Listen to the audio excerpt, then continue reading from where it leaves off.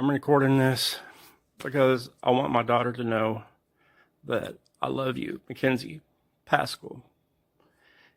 I'm so sorry that I've done this. I want you to know that you mean everything to me. And William, I love you too. I love you so much. I love you like you're my own. I didn't choose this. Your mom chose this. She's been cheating on me for a long time. I have audio of her talking to other guys. I didn't do nothing wrong to her. When we first got together, I told her, "You're too young for me." There's an 18-year-old difference in her age. And I knew she was kind of too young, but she's been playing me for a fool. I told her not to mess with me, not to mess with my emotions. Don't play with me. I got an audio where she was calling a guy yesterday on her way to get her eyelashes done. And she said, "Hey, baby." And he goes, "Hey." And I was like, "That's not my voice. Why is she calling somebody else baby?" Then she started talking about a dream and everything. And she had with them too about sex and everything. And I put everything into this relationship. I have done nothing to your mom. I've never hit her. I've never hurt her. I've never called her names. A couple of times when I got really mad, I would say a bad word or something, but I've done everything I can. I haven't done anything wrong. I'm like, why me? My hair's a mess and I look horrible. Oh, sorry. Take these off. I love you, Mackenzie. I love you so much.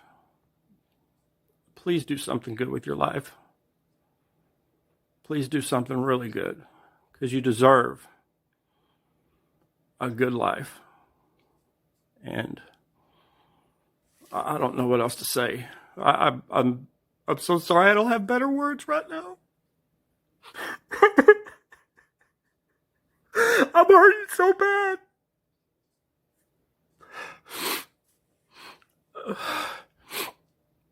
I don't know what else to do anymore. I didn't do nothing wrong to her. I provided what I could. I've done what I could for her. I've done nothing but good for her.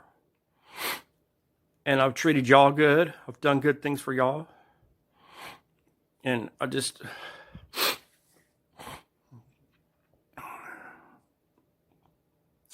don't know what else to say. I love you, Mackenzie. I love you so much. Do something good with your life. Make me proud. Make me very proud. And Mom, I love you. You've been the angel through my whole life, taking care of me. You're there when I need you. You've always answered the phone for me. You've done everything. Sorry, I keep looking at the cameras. I don't know how much time I have. But I've never done anything like, I don't know. I was going back. My mind is everywhere. I can't concentrate right now. Anyways, Mom, I love you so much. You're my angel. I love you. You mean everything to me. And Dad, you've done a lot for me too. And you've taken care of me. You raised me good. You've done whatever you could. Thank you. I appreciate that. I love you so much. You love me like your own.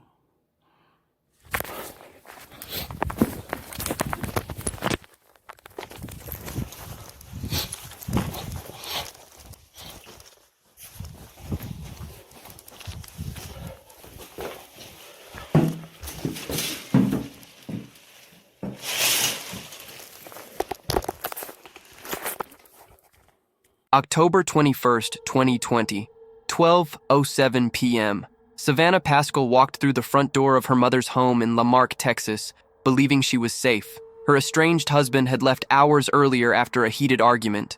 The house was quiet, empty, or so she thought. Hidden in the master bathroom shower behind a curtain in a home that wasn't even his, Trent Paschal waited. In his hand, a loaded weapon. In his mind, a plan that would shatter multiple families and expose a broken system. What happened in the next 60 seconds would set off a manhunt spanning 2 states and 263 days. But the most disturbing part? The system had been warned, multiple times. This is the story of Savannah Paschal. This is one of the most troubling cases to emerge from Texas in recent years. Not just because of the violence, not just because of the betrayal, but because of how many times the justice system had the opportunity to prevent this tragedy and failed. What unfolded in Marque on that October afternoon would expose critical flaws in bond policy, domestic violence protocols, and fugitive monitoring, and it would leave 2 children without their mother. Before we dive deeper into what happened that day, make sure to subscribe and hit that notification bell. Here at Forensic Disconnect, we unlock the cases that deserve to be remembered. Cases where the system failed, where justice was delayed, and where victims' voices need to be heard. New investigations every week. Savannah Paschal was 30 years old in October of 2020. She lived in the quiet suburban neighborhood of Painted Meadows in Marque, Texas, a small city of approximately 16,000 people located between Houston and Galveston, right along Interstate 45. To her neighbors, Savannah appeared to be living an ordinary life. She was a working mother of 2 young children, a daughter and a son, dedicated to her career and passionate about helping others through their most difficult moments. Savannah worked at Forest Park East Funeral Home and Cemetery in Webster, Texas, about 20 miles north of Marque. According to her manager, Brock Bassett, she was compassionate, professional, and genuinely cared about the families she served.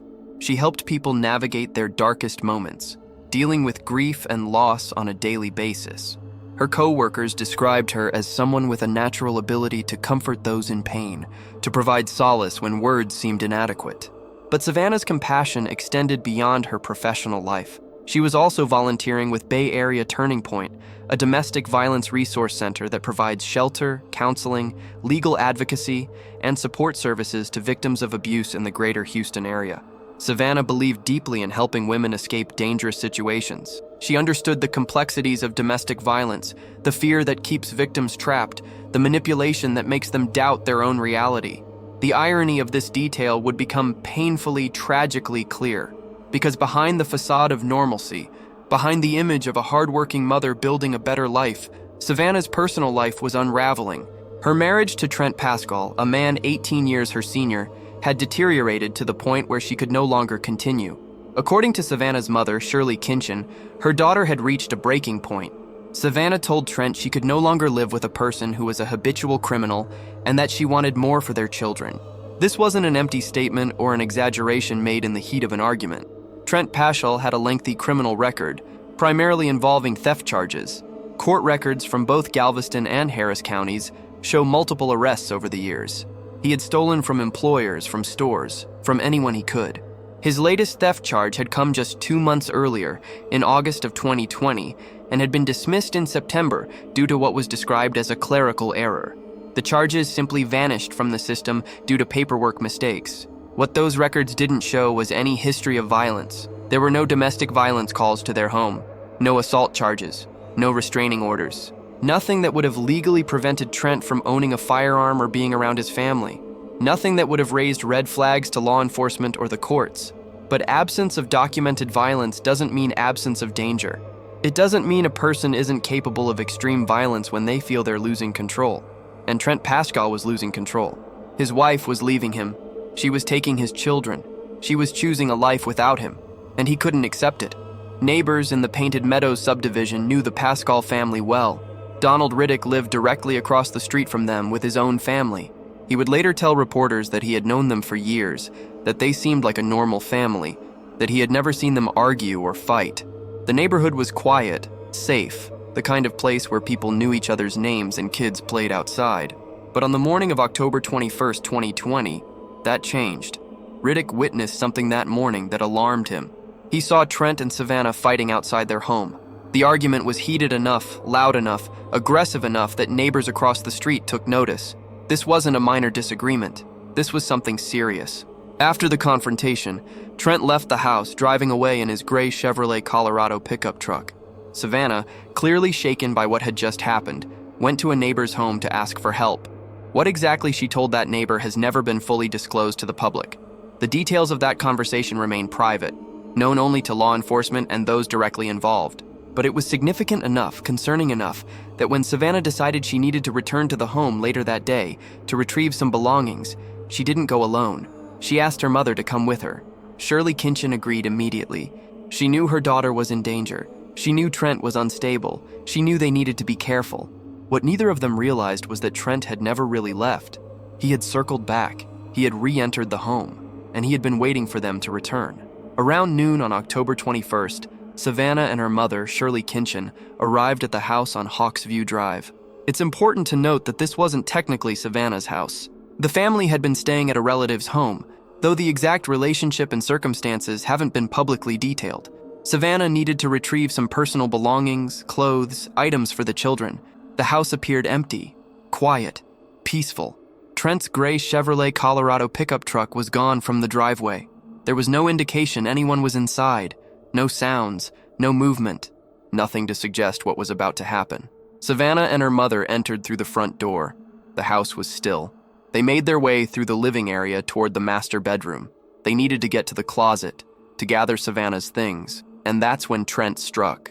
According to court documents filed in Galveston County, documents that would later become part of the probable cause affidavit for Trent's arrest, Trent Paschal had been hiding in the master bathroom shower the entire time. He had positioned himself behind the shower curtain, waiting in complete silence. When he heard Savannah and her mother enter the home, heard their footsteps, heard their voices, he prepared himself. He was armed with a handgun. He had made his decision. When Savannah and Shirley entered the master bedroom and approached the bathroom, Trent jumped out of the shower and confronted them. Court records indicate that Trent stated he was going to shoot both Savannah and her mother. He made his intentions clear. This wasn't going to be a warning. This wasn't going to be an argument.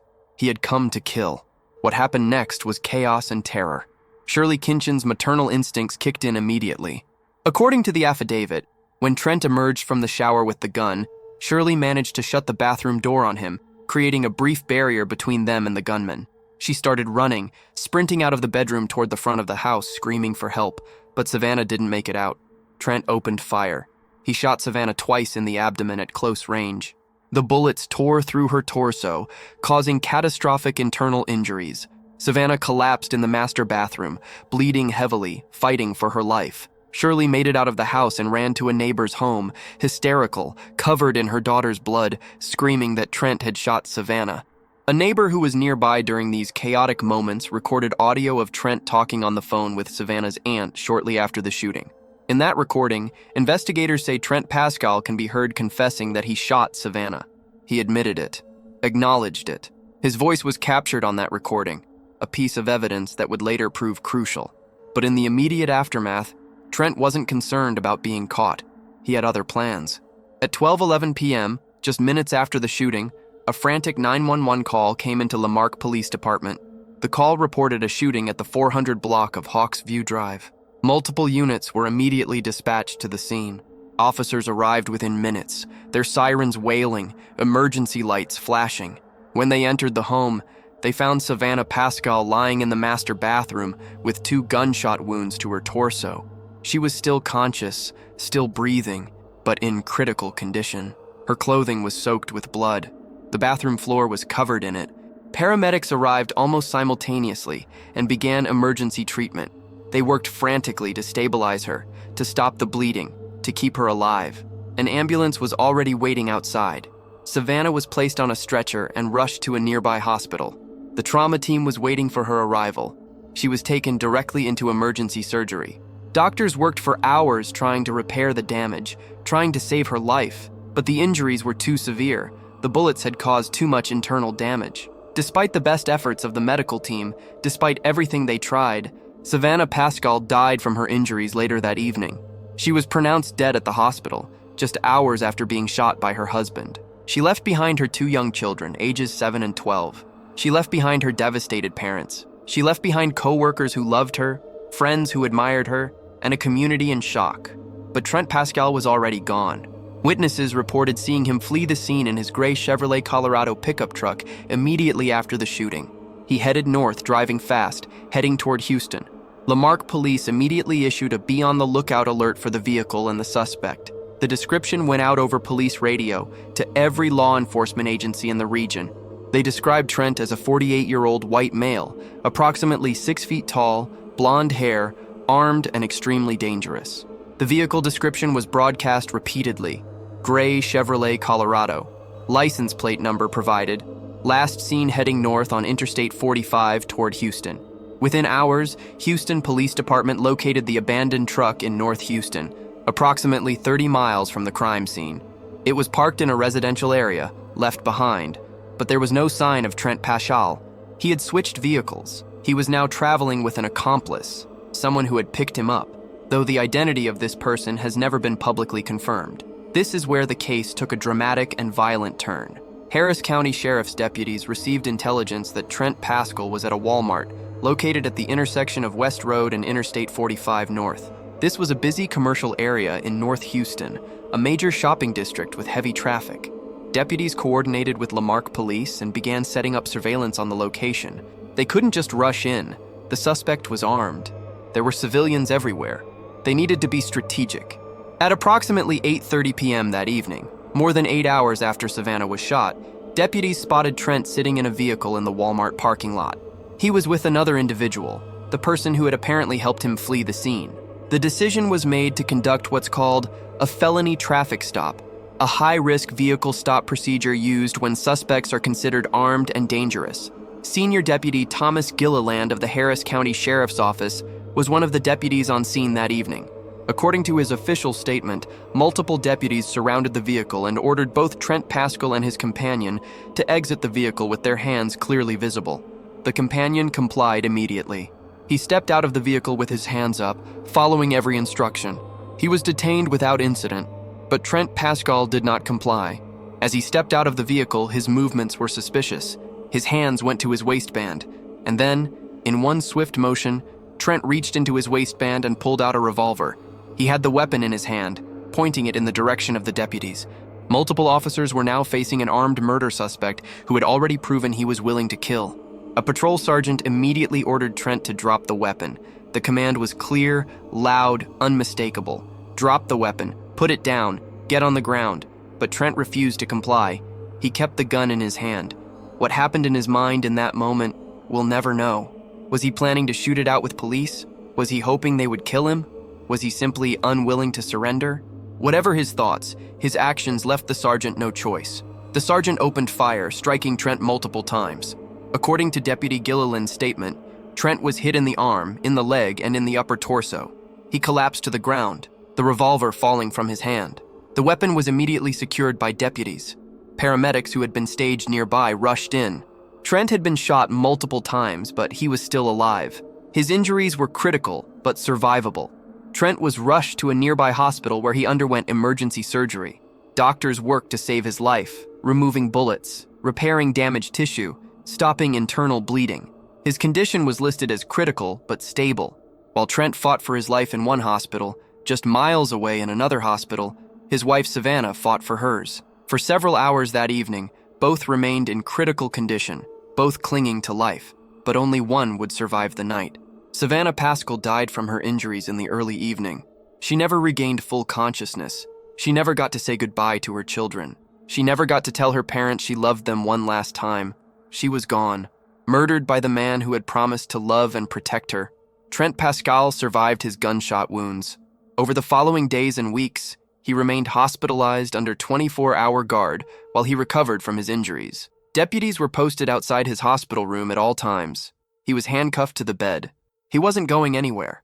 Once he was medically stabilized enough to be moved, he was transferred to the medical ward of the Harris County Sheriff's Office Detention Center, a secure facility designed to house inmates requiring ongoing medical care.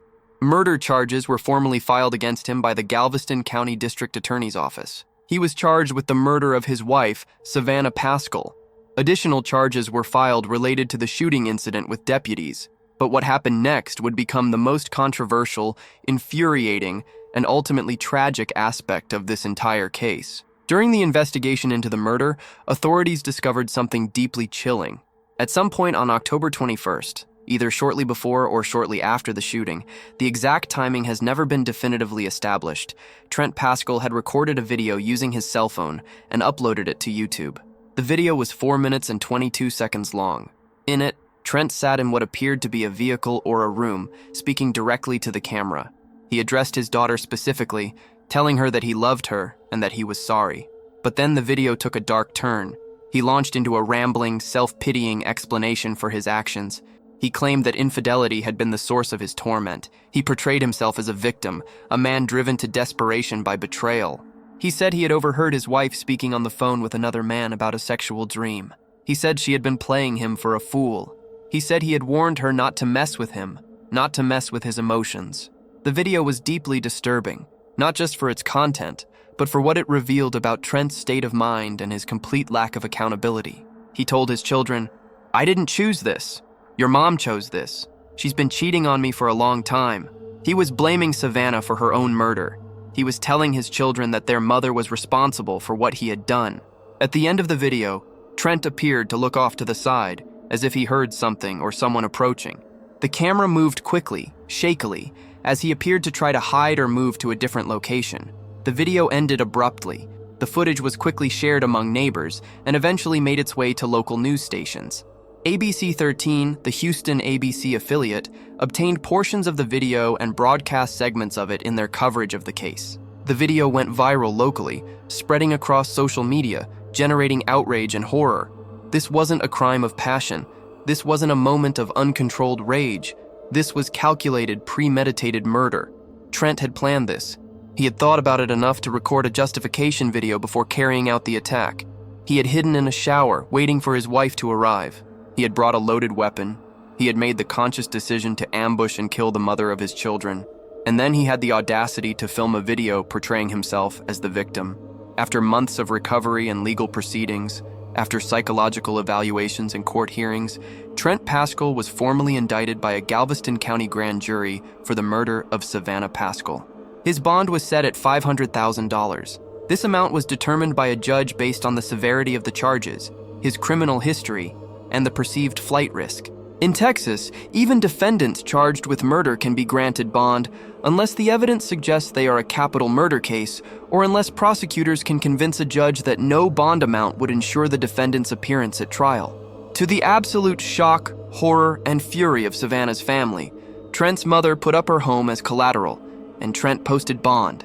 He was released from jail. Let that sink in for a moment. A man who had ambushed and murdered his wife, who had been shot by police while resisting arrest, who had filmed a confession video, was released back into society while awaiting trial. He was placed under house arrest at his mother's residence with an electronic ankle monitor that was supposed to track his location 24 hours a day. The conditions of his release were strict, at least on paper. He was to remain at his mother's residence at all times. He could only leave for court appearances, medical appointments, or meetings with his attorney. He was prohibited from contacting Savannah's family. He was prohibited from possessing weapons. The ankle monitor would supposedly alert authorities immediately if he left the designated area or if he tampered with the device. Savannah's parents, Michael and Shirley Kinchin, were horrified when they learned he had been released. They appeared at the bond hearing. They spoke to the judge directly. They warned the court not to grant bond. They explained that Trent was dangerous, that he was manipulative, that he had a long history of violating rules and ignoring consequences. They explained that he would not comply with the terms of his release. They begged the judge to keep him in custody until trial. Their warnings were ignored. The judge granted bond. Trent walked out of jail, and Savannah's parents were right about everything. Almost immediately, Trent began violating the conditions of his bond. According to Shirley Kinchin, who would later speak publicly about the failures of the monitoring system, records showed that Trent's ankle monitor spent approximately 90% of its time at his mother's home, plugged into the wall charger. But Trent himself was not always there. He discovered that he could simply leave the ankle monitor at home, plugged in and charging, and the monitoring company would assume he was in compliance. He would leave the device behind and go wherever he wanted. On at least one documented occasion, Trent spent an entire weekend in Galveston, more than 30 miles from his mother's Houston home, when he was supposed to be under house arrest. He went to the beach. He visited friends. He did whatever he pleased. And the monitoring company never noticed. Or if they did notice, they never reported it. But it got worse. Much worse. While out on bond for murder, while supposedly under strict monitoring and house arrest, Trent Paschal was arrested again. Not once, not twice, 3 separate times. First, he was arrested by Friendswood Police Department on new charges. The specific nature of these charges has not been fully detailed in public records, but they were serious enough to warrant arrest. Then, he was arrested by Galveston County authorities on additional violations. Then Harris County arrested him as well. Each time Savannah's family appeared in court. Each time they begged the judges not to release him. Each time they warned that he was dangerous, that he would flee, that he would commit more crimes. Each time their pleas fell on deaf ears. The judges from both Galveston and Harris counties granted bond repeatedly. One of the judges involved in these decisions was Judge Hazel Jones of the 174th Criminal District Court in Harris County. Michael Kinchin would later publicly and specifically criticize these judicial decisions. He would tell reporters that the judges let this man go 3 separate times knowing he was dangerous, knowing he was slippery, knowing he had the potential to flee. He would call the system broken, corrupt, incompetent. He would demand accountability. But by then, it was too late. On December 2020, Trent missed a scheduled court appearance. He simply didn't show up. Prosecutors requested his bond be revoked. The court considered it, but ultimately decided to give him another chance. In February 2021, Trent was pulled over by Friendswood police on a traffic violation. When officers ran his information, they discovered he was violating the terms of his bond by being outside his designated area. He was arrested and charged with a bond violation. Once again, prosecutors and Savannah's family requested his bond be revoked. Once again, the court declined. Instead, the judge modified the conditions of his bond. Trent was now allowed to go to the house on Hawks View Drive in Marque, the scene of the murder, to pick up personal property. The court gave a murder defendant permission to return to his victim's home. The insanity of these decisions cannot be overstated. Then in April of 2021, approximately 6 months after Savannah's murder, Trent Paschal made his move. He had been planning it, preparing for it, waiting for the right moment. On April 13, 2021, Trent cut off his electronic ankle monitor and disappeared. The device was left at his mother's home, still plugged into the wall charger. But Trent didn't just quietly slip away. On his way out, he committed yet another violent felony. According to police reports and testimony from the victim, Trent went to USA Auto Brokers, a car dealership located on North Shepherd Drive in Houston.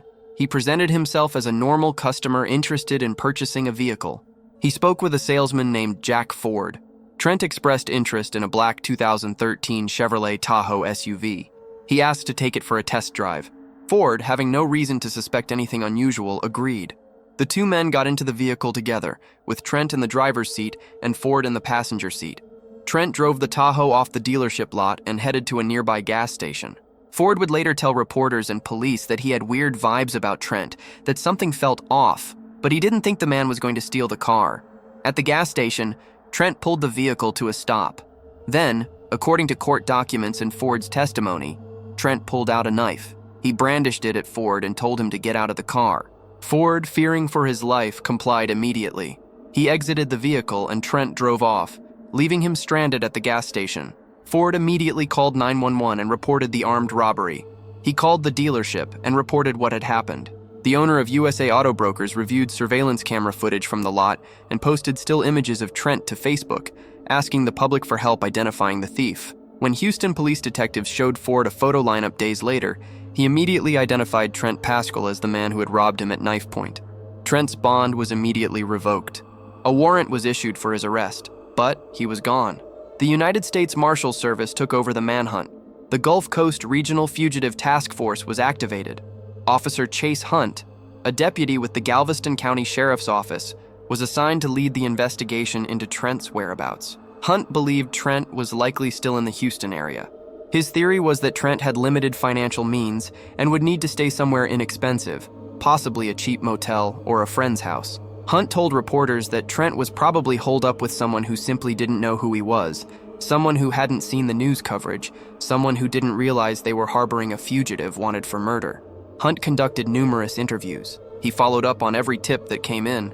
He checked motels, known associates, family members, but every lead went cold. The Kinchin family was now living in constant, paralyzing fear. They had been granted emergency custody of Savannah and Trent's 2 children immediately after the murder. They were in the process of legally adopting them, working with attorneys and social services to ensure the children would never be taken from them. But they couldn't shake the terror that Trent might come for the kids, or come for them. Savannah's mother, Shirley, told reporters they were in a constant state of alert, never letting the children out of their sight, constantly checking locks on doors and windows, jumping at every unexpected sound. Michael Kinchin said they never knew what to expect or when to expect it. They wondered if Trent would try to kidnap his children. if he would come back to finish what he started, if he would harm them out of revenge for testifying against him. Meanwhile, Trent's mother was facing the very real possibility of losing her home. She had put it up as collateral for his bond. Now that he had fled and his bond was forfeited, the court could seize the property. Officer Hunt even made a public appeal directly to Trent, a message delivered through news cameras. Hunt told Trent he was letting his mother lose her house, that he was destroying the lives of the people who had taken care of him his entire life, that he needed to turn himself in. The message fell on deaf ears. As the one-year anniversary of Savannah's death approached in October of 2021, her family and former co-workers organized the first Savannah Memorial 5K walk. The event was designed to honor Savannah's memory, to celebrate her life, and to raise money for the causes she cared about. Proceeds from the walk benefited Bay Area Turning Point, the domestic violence resource center where Savannah had volunteered, as well as the Savannah Paschal Scholarship Fund at Disciple Oak Camp and Retreat, a program that would provide opportunities for children in need. Brock Bassett, Savannah's former manager at the funeral home, spoke at the event. He told the gathered crowd that looking back, there had been signs that Savannah was in danger. But if you had asked her directly about her marriage, she would have said everything was fine, everything was perfect. She was protecting herself. She was protecting her children. She was trying to handle the situation quietly, privately, the way so many domestic violence victims do. She didn't want to burden others with her problems. She didn't want people to worry. And now she was gone. The 5K walk became an annual tradition in Marque and Webster. Every October, hundreds of people gather to walk in Savannah's memory, to raise awareness about domestic violence, to support organizations helping victims escape abuse. But Trent Paschal remained at large. Weeks turned into months. Spring became summer. Summer became fall. Sightings were reported across multiple states. In late 2021, U.S., Marshals received what they considered a credible tip that Trent had been spotted in Green Bay, Wisconsin, more than 1,000 miles from Houston. The tip included a description matching Trent and a possible location. Authorities in Wisconsin were immediately alerted. Local law enforcement coordinated with U.S. Marshals to investigate. But by the time they arrived at the reported location, Trent was gone, if he had ever been there at all. The lead went cold. By the end of 2021, Trent Paschal had been a fugitive for 263 days, 8 months and 20 days. The trail had gone completely cold. Law enforcement had no idea where he was. The reward for information leading to his arrest had been increased multiple times, eventually reaching $11,000. Crime Stoppers of Houston was actively promoting the case, distributing wanted posters, running social media campaigns, but nothing worked. Trent had vanished. Then, on January 1st, 2022, New Year's Day, everything changed. Authorities in Marion County, Florida, approximately 75 miles northwest of Orlando, received a 911 call. The caller was a civilian, a woman who lived near the Holiday Travel Park, an RV park on West Silver Springs Boulevard in Ocala. She reported seeing a suspicious man sleeping in a white van at the park. She provided a detailed description. White male, middle-aged, blonde hair. The van was a white cargo-style vehicle with out-of-state plates. The caller said something about the situation felt wrong, felt dangerous. When deputies ran the license plate information, they got an immediate hit. The van had been reported stolen in Illinois, and the description of the man matched Trent Paschal. Marion County Sheriff's deputies immediately responded to the location. They contacted U.S. Marshals. Additional units were dispatched. This was it. This was the end of the manhunt.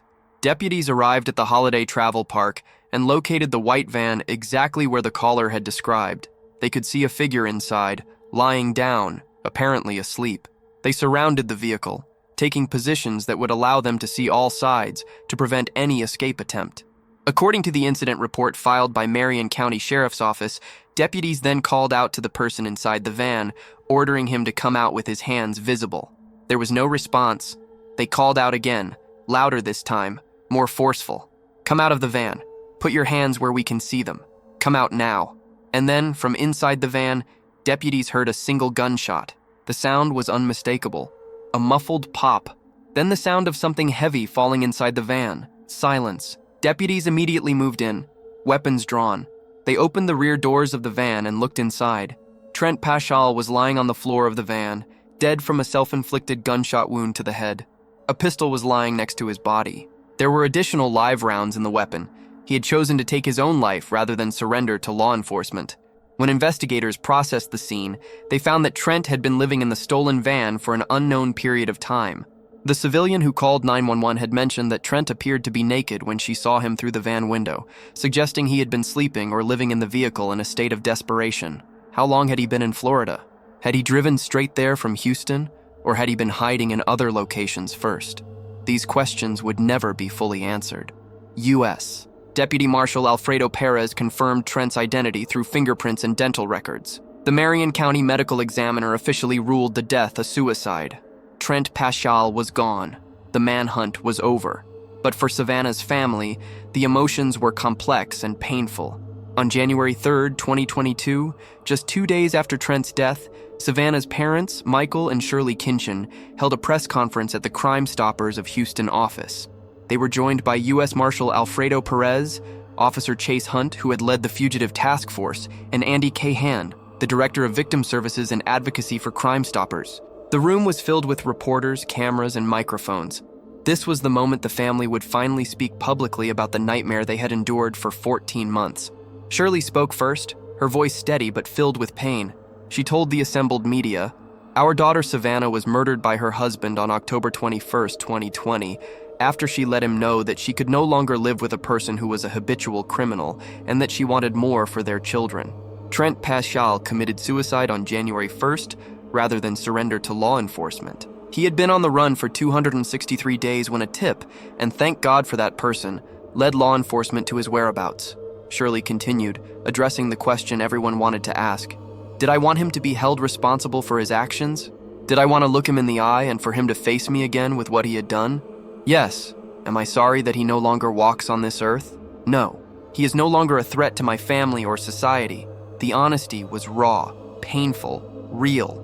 She went on to express her frustration and anger with the justice system that had failed her daughter. The system failed. It was found out that his ankle monitor was at his mom's home charging almost 90% of the time. I think there needs to be stricter monitoring on the ankle monitors. It has been torture every day, every minute. I haven't had a good night's sleep since October 21st, 2020. Michael Kinchin then spoke, his voice breaking with emotion at times. He focused his anger specifically on the judges who had repeatedly released Trent despite warnings. The judges saw fit to release him legally on bond all 3 times with us warning them, "Don't do it." It was the judges who let this man go 3 separate times knowing he was dangerous and he was slippery, and that he had the potential to not show up. He was arrested 3 times by Friendswood, by Galveston County, and Harris County after he committed the murder of my child. He was let out every time.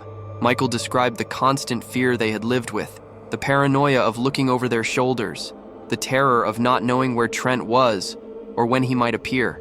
He described how they had kept their grandchildren close, never letting them out of sight, living in a state of perpetual anxiety. Andy Cahan then addressed the broader systemic issues raised by this case. He asked a question that resonated throughout the room and would later echo across news coverage. How many other Trent Paschals are out there? He noted that within the past year, there had been 6 shootouts involving law enforcement officers and wanted felony bond forfeiture defendants in Harris County alone. 6 separate incidents where murder suspects out on bond had engaged in armed confrontations with police. The broken bond system wasn't just about Trent Paschal. It was about dozens, hundreds of violent offenders being released back into society while awaiting trial. Cahan called for immediate reform, for stricter monitoring, for judges to take violent crime more seriously when making bond decisions. U.S. Marshal Alfredo Perez also revealed during the press conference that when Trent's body was recovered from the van in Florida, he was found in possession of 2 firearms. Not 1, but 2. How had a murder suspect on the run managed to obtain 2 weapons while he was a fugitive? Where did they come from? Who provided them? These questions have never been answered. The investigation into Trent's time as a fugitive remains incomplete. During the press conference, Shirley Kinchin made it clear that she wanted Savannah to be remembered not as a victim, but as a person who cared deeply about helping others. I would like Savannah to be remembered as an advocate for the underdog. We held a 5K walk in October near the anniversary of her death to raise money for Bay Area Turning Point and a scholarship fund that has been set up at our church. We just want to continue to help others in a way that she did. She was working with Bay Area Turning Point. Ironically, she was working with them when she was murdered. Shirley continued with tears in her eyes. I would like for our daughter to be remembered as a loving and caring individual. She worked in the funeral industry, helping people deal with sorrow and tragedy and loss. She was a loving mother. Her children were the light of her life, and those children are now living with us. We're raising our grandchildren, and we have the processes in place for adoption, and they will be ours. And we continue to raise them and tell them what a great person their mother was so that she can be remembered for all of the good things that she did. Today, several years after Savannah's murder, her children are being raised by their maternal grandparents, Michael and Shirley Kinchin. The adoption was finalized, giving the children legal permanency and the security of knowing they would never be separated from the family that loves them. But they will grow up knowing their mother was murdered by their father, a devastating truth that will shape their entire lives, their understanding of relationships, their ability to trust. They will grow up seeing their grandmother cry on the anniversary of their mother's death. They will grow up knowing that the justice system failed to protect their mother. The Savannah Memorial 5K Walk continues to be held annually in Marque and Webster. The event has grown each year, attracting more participants, raising more money, expanding its reach. Proceeds benefit Bay Area Turning Point, which continues to provide critical services to domestic violence victims throughout the greater Houston area. The organization offers emergency shelter, legal advocacy, counseling, job training, and transitional housing to women and children fleeing abuse. The Savannah Paschal Scholarship provides opportunities for young people to attend Disciple Oak Camp and Retreat, a Christian camp that offers summer programs, leadership development, and spiritual growth opportunities. Savannah had been passionate about ensuring children had access to these experiences, and her family has ensured that legacy continues. But the larger questions raised by this case remain unanswered, or worse, answered but ignored. How did Trent Paschal get released on bond 3 times after being charged with murder? Why were the warnings from Savannah's family ignored by multiple judges? How was he able to violate the terms of his house arrest so easily and so frequently without consequences? Why wasn't his ankle monitor properly monitored? How did the monitoring company fail to notice or report that he was leaving the device at home? And how, after fleeing and committing additional violent felonies, including armed robbery, was he able to evade capture for 263 days? These are systemic failures, not isolated incidents. These are problems that exist throughout the American criminal justice system, particularly in jurisdictions that have adopted bail reform measures without adequate safeguards. Savannah Paschal's case is not unique. It's not an aberration. It's part of a pattern. According to data compiled by Crime Stoppers of Houston and reported by local media, more than 150 people have been killed by suspects out on felony bonds in Harris County alone in recent years. That's 150 murders that might have been prevented if defendants charged with violent crimes had been held in custody until trial. That's 150 families destroyed, 150 lives lost, 150 victims failed by the system. The arguments in favor of bail reform often focus on the unfairness of keeping poor defendants in jail simply because they can't afford bond, on the presumption of innocence that should apply to all defendants, on the overcrowding of jails and the costs of incarceration. These are valid concerns that deserve serious consideration. But Trent Paschal was not a poor defendant unable to afford a small bond. He was a murder defendant whose bond was set at $500,000 and who had the resources through his mother to post it. He was not a low-level offender accused of a non-violent crime. He was a man who had ambushed and shot his wife twice in the abdomen while her mother watched. And he was released back into society, where he went on to commit more crimes. The balance between protecting defendants' rights and protecting public safety has tilted too far in one direction. When judges prioritize process over safety, when monitoring companies fail to do their jobs, when warnings from victims' families are dismissed, people die. Savannah's family has become vocal advocates for bond reform, for stricter monitoring of defendants released pending trial, for judicial accountability when wrong decisions are made. Michael Kinchin has given numerous interviews calling out by name the judges who released Trent multiple times. He has testified before legislative committees. He has worked with Crime Stoppers and other victim advocacy organizations to push for change. Shirley Kinchin has spoken at domestic violence awareness events, sharing Savannah's story, urging women in dangerous relationships to seek help, to trust their instincts, to leave before it's too late. If you or anyone you know is experiencing domestic violence, help is available. The National Domestic Violence Hotline is available 24 hours a day, 7 days a week at 1-800-799-7233. Trained advocates can provide support, safety planning, and referrals to local resources. In the Houston area specifically, the Houston Area Women's Center provides comprehensive services, including emergency shelter, legal advocacy, counseling, and transitional housing. Their hotline is 713-528-2121 and is staffed around the clock. Bay Area Turning Point serves Galveston County and surrounding areas and can be reached for assistance and advocacy. AVDA, formerly known as Aid to Victims of Domestic Abuse, serves the greater Houston area and can be contacted at 713-224-9911. You are not alone. You do not have to suffer in silence. There are people ready to help you escape, ready to support you, ready to believe you. Savannah Paschal deserved better. She deserved a system that listened when her family warned that her husband was dangerous. She deserved protection from a man with a documented history of criminal behavior and a demonstrated willingness to use violence. She deserved to watch her children grow up, to see them graduate, to meet her grandchildren someday. Instead, she became another statistic, another name on a growing list of domestic violence victims failed by the very system meant to protect them. Her legacy lives on through her children, who carry her kindness and compassion, through the annual memorial walk that bears her name, through the scholarship fund that will help young people for generations to come, and through the advocacy of her parents, who refuse to let her story be forgotten, who fight every day to ensure that other families don't have to endure what they've endured. This case should serve as a wake-up call to everyone, from judges making bond decisions to legislators crafting criminal justice policy to citizens serving on juries. Domestic violence is not a private family matter. It is not something to be handled quietly behind closed doors. It is a public safety crisis that kills thousands of people every year in this country. And when the justice system fails to take it seriously, when warning signs are ignored, when dangerous people are released back into the community, innocent people die.